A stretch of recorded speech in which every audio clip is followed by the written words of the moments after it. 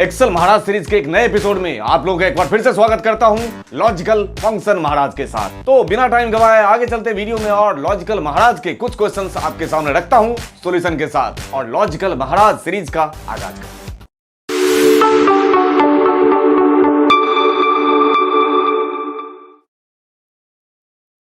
तो आगाज करते हैं लॉजिकल महाराज का। पहला क्वेश्चन आप लोगों के सामने है। इस क्वेश्चन में स्टूडेंट का नाम है और कुछ मार्क्स रखे हुए हैं और रिजल्ट चाहिए। ये तो बड़ा कॉमन सा क्वेश्चन लग रहा है, मतलब पास या फेल करना है। तो आगाज जो कर रहा हूं वो पहले बेसिक क्वेश्चन से, लेकिन बेसिक में भी थोड़े से कॉमन से अलग क्वेश्चन से। नॉर्मली देखा जाए तो क्या करना था, यहाँ पे पास या फेल करना था।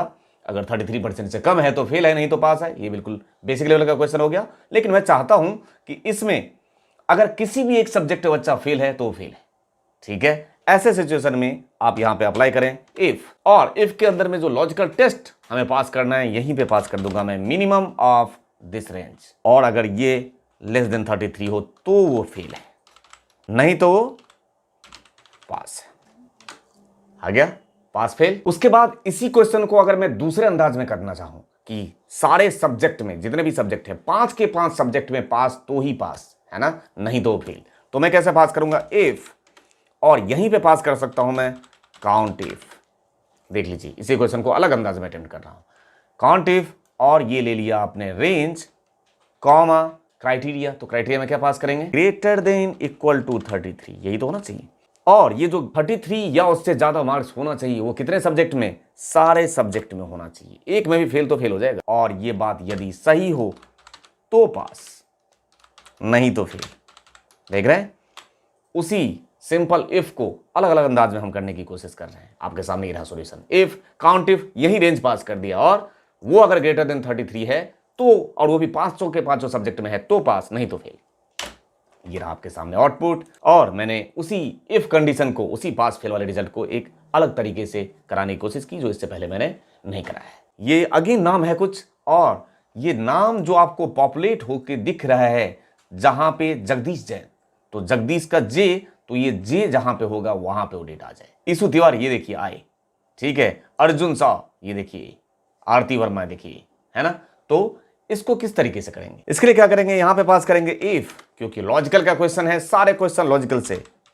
और यहीं कहीं पास कर दूंगा मैं लेफ्ट, ठीक है। लेफ्ट A2, 1, इसके लेफ्ट से, A2 के लेफ्ट से एक कैरेक्टर, 1, एक कैरेक्टर यदि बराबर हो जाए इसके, और ये बात सही है, वैल्यू इफ ट्रू पे यही, नहीं तो नल। ब्रैकेट बंद, और यहां पे इसके आगे डॉलर लग जाएगा, एक आगे, ठीक है। एंटर। एक बार देखिए तो क्या किया आपने, इफ लेफ्ट, इस जगदीश जैन का एक कैरेक्टर अगर बराबर हो जाए इस वाले के, तो जगदीश जैन साहब को उठा लो, नहीं तो नल कर दो, ठीक है। नेक्स्ट क्वेश्चन, ये कॉन्कैटिनेशन का क्वेश्चन है, बहुत बढ़िया क्वेश्चन और इंटरव्यू में अक्सर पूछा जाता है। देख लीजिए, सिटी है, कंपनी है, यहां पे आपको फॉर्मूला लिखना है और आउटपुट इस तरीके से आना चाहिए। HCL, उसके नीचे इस दोनों को ज्वाइन, HCL और EXL, उसके नीचे फिर IBM। लेकिन जहां पे ये रेंज खत्म हो जाएगा, दैट मीन जहां पे सिटी खत्म हो जाए वहां पे अगेन दूसरे सिटी का स्टार्ट हो जाना चाहिए। ये देखिए तीसरे सिटी का करके देखें। इसको कैसे पास करेंगे वो देखिए। यहां पे मैंने पास किया इक्वल टू इफ, यदि मैं एक सेल ऊपर ले रहा हूं, ध्यान से देखिए, A1, और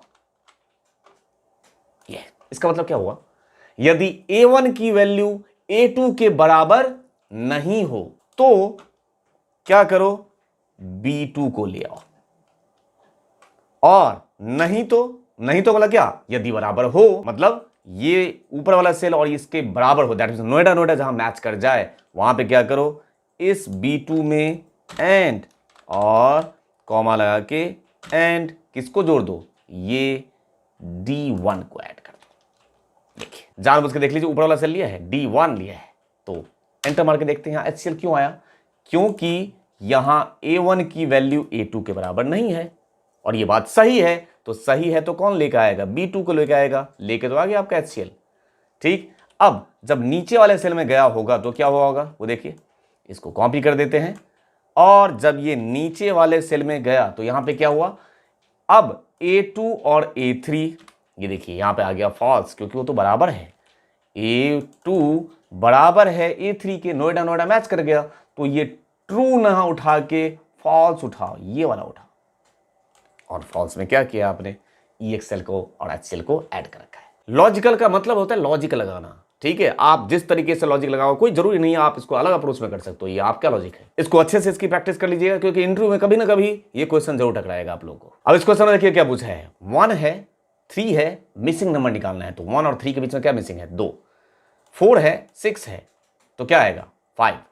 कैसे निकालेंगे वो देखिए। इक्वल टू इफ यदि इस वाले सेल में से माइनस इस वाले सेल के हो जाने के बाद 3 में से 1 जाने के बाद इक्वल टू 2 बचता है रिमाइंडर, और ये बात यदि सही है, वैल्यू इफ ट्रू, तो ट्रू पे क्या करो, इस सेल में +1 कर दो, कॉमा नहीं तो नल, एंटर।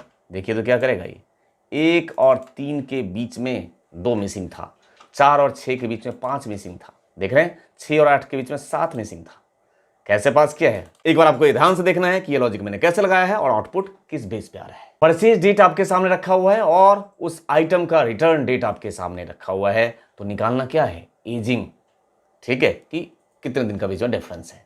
कैसे निकालेंगे, यहां पे पास करेंगे इक्वल टू इफ, और यदि ये रिटर्न डेट